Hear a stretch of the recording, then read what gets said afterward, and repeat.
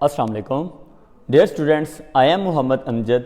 مطالعہ پاکستان کے chapter number 11 کے ٹاپک نمبر 2 کے ساتھ آپ کے سامنے حاضر خدمت ہیں۔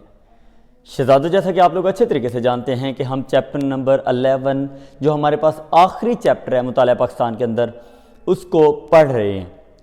شہزادوں، اس آخری چیپٹر کے اندر جو سب سے امپورٹنٹ بات ہے ہمارے پاس وہ یہ ہے کہ اس کے جو سٹارٹنگ کوئسچنز ہیں یا اس کے درمیان میں جو بھی کوئسچنز آتے ہیں، یہ تمام کے تمام بورڈ کے انتہائی امپورٹنٹ لانگ کوئسچنز ہیں۔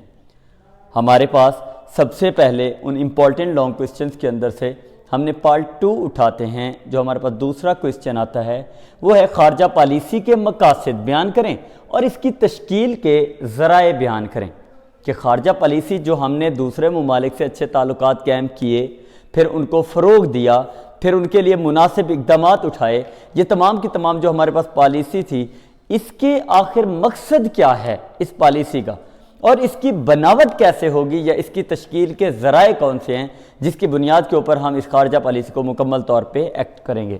شہزادوں، سب سے پہلے جو امپورٹنٹ بات ہے وہ ہمارے پاس آ جاتی ہے خارجہ پالیسی کی ڈیفینیشن۔ میں نے ریسنٹلی ریوائز کی کہ بیرونی ممالک سے تعلقات قائم کرنا، ان کو فروغ دینا اور قومی مفاد کے حصول کے لیے بین الاقوامی سطح پر ان تعلقات کو مطلب یہ کہ مختلف اقدامات اٹھا کر پورا کرنا خارجہ پالیسی کہلاتا ہے۔ اسی خارجہ پالیسی کے اندر جو سب سے امپورٹنٹ ہے ہمارے پاس، اب آ گئے ہمارے پاس اس کے مقاصد۔ شہزادوں، ہمارے پاس اس کے 3 مقاصد ہیں۔ پہلے نمبر کے اوپر قومی سلامتی، دوسرے نمبر پہ معاشی ترقی اور تیسرے نمبر پہ ہے نظریاتی تحفظ۔ اب ہم سب سے پہلے جو امپورٹنٹ بات دیکھنے کے لیے جا رہے ہیں وہ ہے ہمارے پاس قومی سلامتی۔ قومی سلامتی کہتے کسے؟ بیرونی ممالک سے ہم نے تعلقات قائم کر لیے اور ان کو فروغ دے لیا، ان کے لیے مناسب اقدامات اٹھا لیے۔ اب جو سب سے امپورٹنٹ بات ہے وہ کون سی ہے کہ ہماری قوم سلامت کیسے رہے گی۔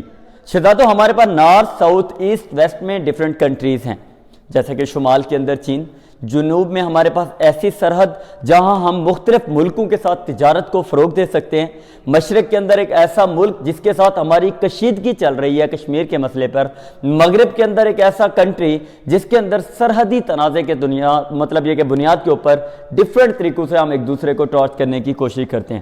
اسی کے اندر قومی سلامتی کس چیز میں ہے کہ ہم تمام طرح سے ان تعلقات کو مکمل طور پہ فروغ دیں اور اپنی قوم کو اس طرح سے سلامت رکھیں کہ ان ممالک کے ساتھ تعلقات بناتے ہوئے اپنے آپ کو منجمد رکھیں اور ان کے ساتھ ان تعلقات کو فروغ بھی دیتے رہیں۔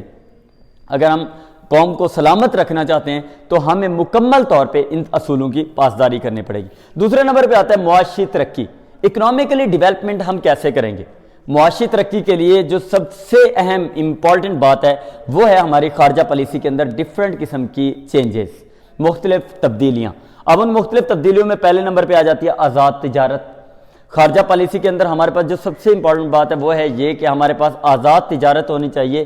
ہم تجارت کے شعبے کو باقاعدہ طور پر ایسے فروغ دیں کہ ایک جگہ سے دوسری جگہ مال کو پہنچانا اور اس کی تمام کی تمام ضرورتوں کو پورا کرنا ہمارے پاس کسی قسم کی کوئی ٹینشن ہو، امپورٹ ایکسپورٹ کے اندر کوئی رکاوٹ نہ ہو، ہم جس ملک کے ساتھ جو تعلق بنانے کے لیے جا رہے ہیں اس میں کسی قسم کی کوئی اریٹیشن نہ ہو اور ہمارا مال ٹائم پہ منڈیوں تک پہنچے اور وہاں سے ٹائم پہ مطلب یہ کہ ہمارے پاس پہنچے، تو یہ ہمارے پاس آزاد تجارت یا ہمارے پاس فری ٹریڈ کے اندر یہ بات آ جائے گی۔ دوسرے نمبر پہ آزاد اقتصادیات۔ شہزادوں، اقتصادی طور پر اکنامیکل فرم کے اندر اگر ہم آئیں تو ہم آزادانہ طریقے سے اپنے اس نظام کو ڈیولپ کر سکتے ہیں۔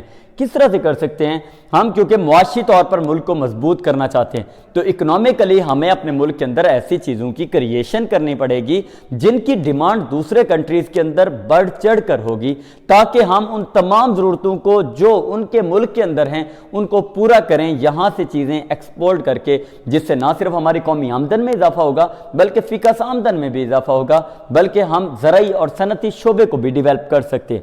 شہزادوں، نیکسٹ ہے نجکاری۔ نجکاری کا جو نظام ہے ہمارے پاس بینکوں کے اندر اور مختلف طریقوں سے ایگریکلچر اور ہمارے ڈیفرنٹ قسم کی ٹریڈز کے اندر بھی آ جاتا ہے۔ نجکاری کو شعبے کو مطلب یہ کہ فروغ دینے کے لیے ہمیں اپنے تمام کے تمام سسٹم کو مکمل طور پہ مطلب یہ کہ منجمد اور جامع کرنا پڑے گا۔ پہلے نمبر پہ ہم نے خارجہ پالیسی کے مقاصد میں دیکھا قوم کیسے سلامت رہے گی، اپنے آپ کو مطلب کیسے ہم مینٹین کریں گے۔ دوسرے نمبر پہ معاشی ترقی کے اکنامیکل فرم کے طور پر ہم کس طرح سے آزاد تجارت، آزاد اقتصادیات اور نجکاری کو فروغ دے کر ہم اپنے ملک کی ڈیولپمنٹ کریں گے۔ تیسرے نمبر کے اوپر جو ہمارے پاس مقاصد کے اندر چیز آ جاتی ہے وہ ہے نظریاتی تحفظ۔ شہزادوں ہمارا آئیڈیا کیا تھا، پاکستان کا نظریہ کیا تھا؟ افراد سے لے کر اقوام تک انفرادی یا اجتماعی طور پر زندگیاں اسلام کے مطابق گزاریں، دیٹ از آور آئیڈیا۔ اب اسی آئیڈیا کو ہم آگے کی طرف فروغ کیسے دیں گے؟ جب ہم مختلف اسلامی ممالک کی تنظیم کے رکن بنیں گے۔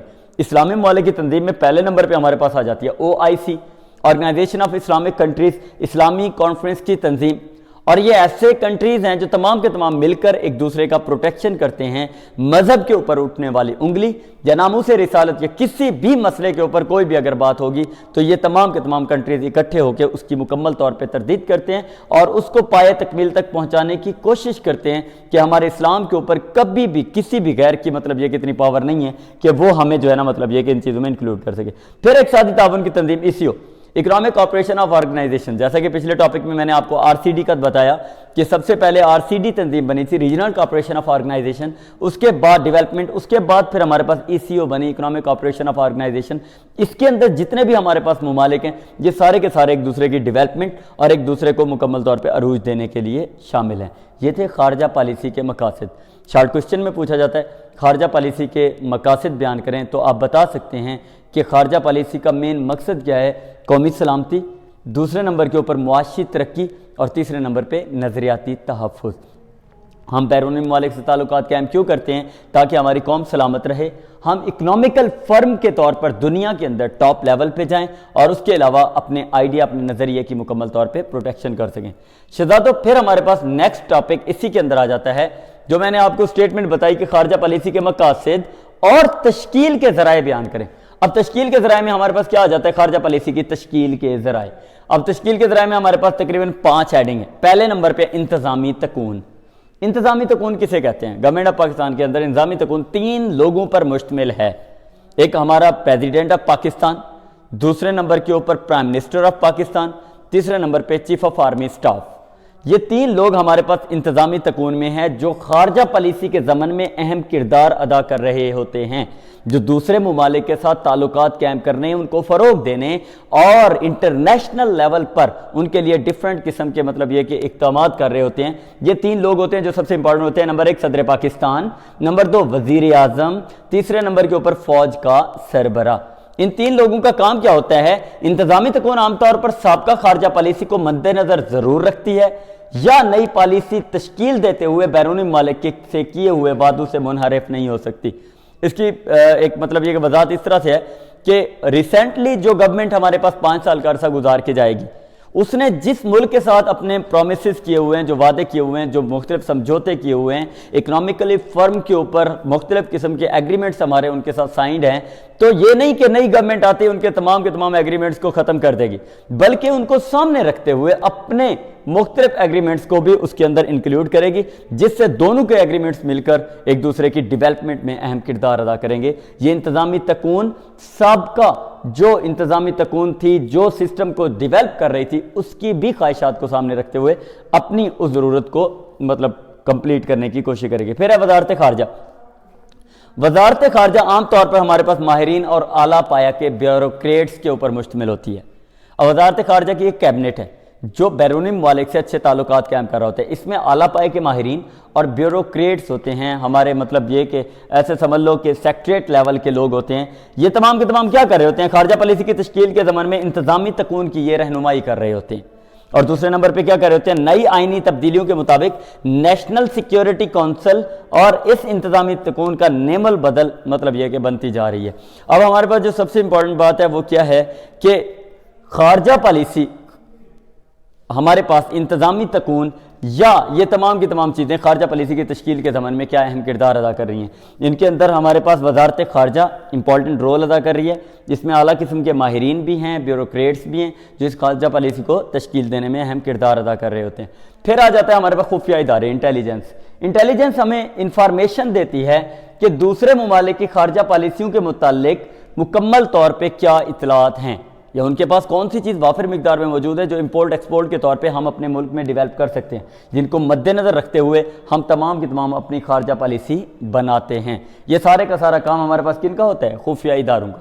जो हमारे मुख्तलिफ मुल्कों के अंदर लोग छोड़े हुए होते हैं, जो हमें इंफॉर्मेशन दे रहे होते हैं कि किस मुल्क में क्या चीज़ वाफिर मिकदार में मौजूद है, उसके मुताबिक हम अपनी इंपोर्ट और एक्सपोर्ट को फ़रोग देने की कोशिश करते हैं। फिर आ जाती हैं सियासी जमातें और प्रेशर ग्रुप खारजा पॉलिसी के ज़मन में। सियासी जमातें क्या रोल अदा करती हैं? अपने मंशूर में खारजा पॉलिसी को खास जगह देती हैं। अगर वो इंतखाबात जीत जाएं तो अपने नुक्ते नज़र को खारजा पॉलिसी में पेश नज़र रखती हैं। सबसे पहले सियासी जमातें जब भी वो अपने इलेक्शन की कैंपेन करते हैं तो वो अपने खारजा पॉलिसी के असूलों को भी गवर्नमेंट लोगों के सामने या आम आवाम के सामने पेश कर रहे होते हैं कि हम जब इक़्तिदार में आ गए तो दूसरे ममालिक से ताल्लुकात कायम करेंगे, हम इस चीज़ को सस्ता कर देंगे या इन सहूलियात को आपको प्रोवाइड करेंगे, आपके मुल्क के अंदर ये तमाम डेवलपमेंट करेंगे। जब वो इंतखाबात जीतते हैं तो इन सारे असूल जो तमाम के तमाम वादे जो उन्होंने किए हुए होते हैं उनको मद्देनज़र रखते हुए उनको पूरा करने की कोशिश भी करते हैं। उसके बाद प्रेशर ग्रुप कौन होता है? ये आम आवाम हो गई। हुकूमत को खारजा पॉलिसी की तरजीहात को वक्त के तकादों के मुताबिक बदलने पर मजबूर करते हैं। अब जो प्रेशर ग्रुप है ये एहतजाज, धरने या गैदरिंग करके मुख्तलिफ जगहों के ऊपर ये जो उन्होंने वादे किए हुए होते हैं उन तमाम के ऊपर उनको कन्वेंस करते हैं कि उनको पूरा करने की कोशिश करो। ये करने वाले प्रेशर ग्रुप कौन होते हैं? हमारे पास अपोजिशन और उसके साथ मिले हुए तमाम के तमाम लोग जो गवर्नमेंट को कन्वेंस करते हैं कि आपने मुकम्मल तौर पे जो खारजा पॉलिसी के असूल बताए थे अपने मुख्तलिफ जलसों में, मुख्तलिफ धरनों में, तो उनको पूरा करने की कोशिश करो। ये हैं सियासी जमातें। सियासी जमातें अपना टारगेट रखती हैं जो आवाम के सामने उनको डिस्क्राइब करती हैं और इलेक्शन जीतने के बाद पूरा करने की कोशिश करती हैं। जबकि जो प्रेशर ग्रुप है, जो आम आवाम है, वो कन्वेंस करती है इस बात के ऊपर कि जो आपने वादे किए थे उनसे मुनहरिफ ना हो बल्कि उनको पूरा करने की कोशिश करें। फिर आ जाता है शहजादों पार्लियामेंट।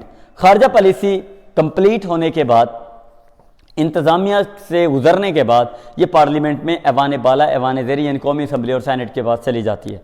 और अमूमी तौर पर चूँकि खारजा पॉलिसी फाइनलाइज होकर आती है तो इस वजह से इसको पार्लियामेंट मुकम्मल तौर पे मंजूर कर लेती है। इसको रिजेक्ट करने का उनके पास किसी किस्म का कोई ऑप्शन नहीं होता। हाँ, बहस व तमहीस होती है, इसके अंदर मुख्तलिफ किस्म के क्वेश्चन उठाए जाते हैं, अपोजिशन इसके ऊपर बहुत सारे सवालात उठाती है, लेकिन उसके बावजूद जब एडवांटेज नज़र आ रहा हो तो भारी अक्सरियत के साथ उस बात को मान लिया जाता है। जैसा कि लिखा कि वजारत खारजा इंतज़ामिया की हिदायत के मुताबिक खारजा पॉलिसी की तश्कील देती है, बाद औक़ात कौमी असम्बली सेनेट के सामने मंजूरी के लिए पेश करती है। बहस व तमहीज़ के बाद पार्लियामेंट आम तौर पर तयशुदा खारजा पॉलिसी की मंजूरी दे देती है। यह हमारे पास पार्लियामेंट कहलाता है। शहजादों, हमारे पास दो चीज़ें हमने देखी इस वक्त खारजा पॉलिसी के मकासद, जिसमें कौमी सलामती, मुआशी तरक्की, नज़रियाती तहफ़्फ़ुज़। फिर हमने देखा खारजा पॉलिसी की तश्कील के ज़राए। इंतज़ामी तकून कौन से 3 लोग हैं जो खारजा पॉलिसी में अहम किरदार अदा करें? वजारत खारजा किन लोगों पर मुश्तमिल है? माहिरीन और ब्यूरोक्रेट्स के ऊपर। उनका काम क्या होता है कि वो इंतज़ामी तकून की रहनुमाई कर रही होती है, जिसको आजकल नेशनल सिक्योरिटी काउंसिल को आजकल निज़ामी तकून का नाम ही दिया गया है। खुफिया इदारे इंटेलिजेंस हमें बता रही होती हैं कि दूसरे ममालिक में क्या चीज़ मौजूद है। सियासी जमातें और प्रेशर ग्रुप एक दूसरे के वादों को पूरा करने कराने पर लगे हुए होते हैं। पार्लियामेंट उन तमाम की तमाम खारजा पॉलिसी की परमिशन देती है, इजाज़त देती है कि आया कि इसको पूरा किया जाए या इसके ऊपर इंप्लीमेंट किया जाए या ना किया जाए। इंपॉर्टेंट है इसके अंदर जो शॉर्ट क्वेश्चन बनते हैं उनमें पहले नंबर पे शॉर्ट क्वेश्चन बनता है कि खारजा पॉलिसी के 3 मकासद बयान करें। जब आपसे 3 मकासद पूछे जाएंगे तो आपके पास 3 मौजूद हैं। कौन से? नंबर 1 कौमी सलामती, नंबर 2 के ऊपर आप जाता है मुआशी तरक्की, तीसरे नंबर पे नज़रियाती तहफ़्फ़ुज़। शॉर्ट क्वेश्चन नंबर 2 कौन सा बनता है? इंतज़ामी तकून से क्या मुराद है? इंतज़ामी तकून में आपने तकून बना देनी है, जैसे ट्राइंगल हमारे पास बना हुआ है, सदर, वज़ीर आज़म, फ़ौज का सरबरा। ये बनाने के बाद फिर इसकी वजाहत कर देनी है कि ये 3 लोग होते हैं जो खारजा पॉलिसी को मद्देनज़र रखते हैं और नई पॉलिसी तश्कील देते हुए दूसरे मुल्कों से किए हुए वादों के ऊपर पूरा करने की कोशिश करते हैं और अपने वादों को भी उनके ऊपर पूरा करते हैं। फिर वजारत खारजा पॉलिसी के ज़मन में क्या किरदार अदा करती है? आपने बताना है कि ये माहिरीन और ब्यूरोक्रेट्स के ऊपर मुश्तमिल होती है। उसके अलावा इंतज़ामी तकून की यह रहनुमाई कर रही होती है और उसके अलावा जो है ना खारजा पॉलिसी बनाने में अहम किरदार अदा कर रही होती है। फिर आ गया खुफिया इदारे। खुफिया इदारों का आप बताएंगे कि इंटेलिजेंस जो हमारी होती है, खुफिया इदारे होते हैं दूसरे ममालिक के खारजा पॉलिसी के मुताल्लिक मुकम्मल हमें इतलात वसूल करते हैं और उन इतलात को मद्देनज़र रखते हुए अपनी खारजा पॉलिसी को बनाने की हम कोशिश करते हैं।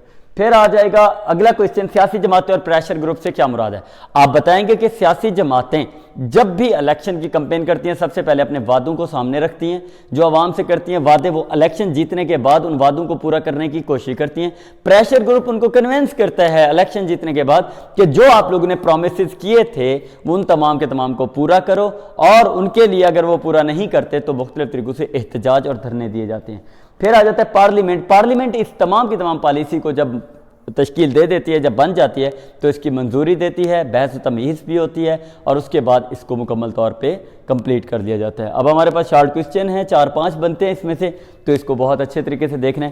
انشاءاللہ نیکسٹ ٹاپک کے ساتھ آپ کے سامنے بعد میں حاضر ہوں گے۔ اپنا بہت سارا خیال رکھنا ہے۔ السلام علیکم۔